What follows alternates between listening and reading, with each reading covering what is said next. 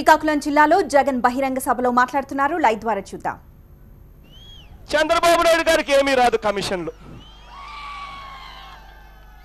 కానీ అదే చంద్రబాబు నాయుడు గారు కాంట్రాక్టర్లకు ఇచ్చినాడనుకో 30% కమిషన్లు తీసుకోవచ్చు. ఇది ఇవాళ రాష్ట్రంలో జరుగుతూ ఉన్న పరిస్థితి. ఇవాళ మనం అంతరం కూడా ఎదురు చూస్తూ ఉన్నాం. ఆ వంశధార ప్రాజెక్టు పూర్తి కావాలి.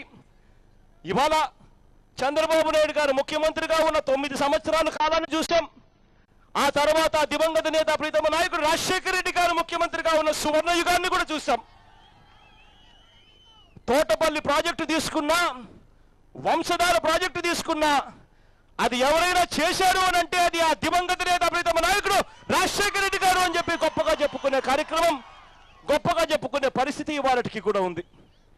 ఇవాళ కేవలం 10% మిగిలిపోయి ఉన్న పనులను చంద్రబాబు నాయుడు గారు పూర్తి చేయలేని పరిస్థితి కనిపిస్తూ ఉంది. R&R ప్యాకేజీ ఇవ్వాల్సిన పనులు ఇవ్వని పరిస్థితి ఇవాళ చంద్రబాబు నాయుడు గారి హయాంలో కనిపిస్తూ ఉంది. ఇవాళ నేను మైకు రైతులకే ఇస్తాను, బాధపడతా ఉన్న మీకే ఇస్తాను. ఇవాళ మనం ఎందుకు బాధపడతా ఉన్నాం? ఇవాళ మనం చంద్రబాబు నాయుడు గారిని 3 సంవత్సరాలుగా ఏమడుగుతా ఉన్నాం? ఎందుకు చంద్రబాబు నాయుడు గారు ఇవ్వలేకున్నాడు అని చెప్పి గట్టిగా నిలదీస్తూ ఉన్నాం. మైకు మాట్లాడేదానికి ఉత్సాహంగా ఉన్న వాళ్ళు, మనం పడతా ఉన్న బాధలు తెలియజెప్పాలి అని అనుకునే వాళ్ళు ముందుకు రండి. చంద్రబాబు నాయుడు గారు కూడా ఖచ్చితంగా ఇది చూస్తూ ఉంటాడు. గట్టిగా చంద్రబాబు నాయుడు గారికి బుద్ధొచ్చే విధంగా, చంద్రబాబు నాయుడు గారికి అర్థమయ్యే విధంగా మాట్లాడండి. రాష్ట్రంలోని ప్రతి ప్రజాగోడు చూస్తూ ఉంటారు. అందరూ మీకు తోడుగా నిలబడతారు, అందరూ మీకు అండగా నిలబడతారు. రైతులకే నేను మైక్ ఇస్తాను. కొన్ని ప్రశ్నలు డైరెక్ట్గా మిమ్మల్ని అడుగుతాను. మీరు పడతా ఉన్న అవస్థను మీరే చెప్పండి.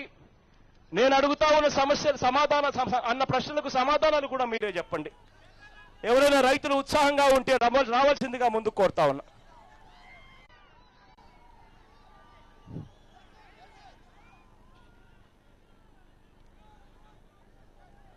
నీ పేరు ఏం పేరునా? నా పేరు బి రవి సార్. బరి రవి. రవి రవి సార్. ఇదే ముంపు గ్రామాలకు సంబంధించిన నిర్వాసితులే రవి. దాదాపుగా 33 గ్రామాలు, 19 గ్రామాలు పూర్తిగా ముంపుకు గురవుతా ఉంటే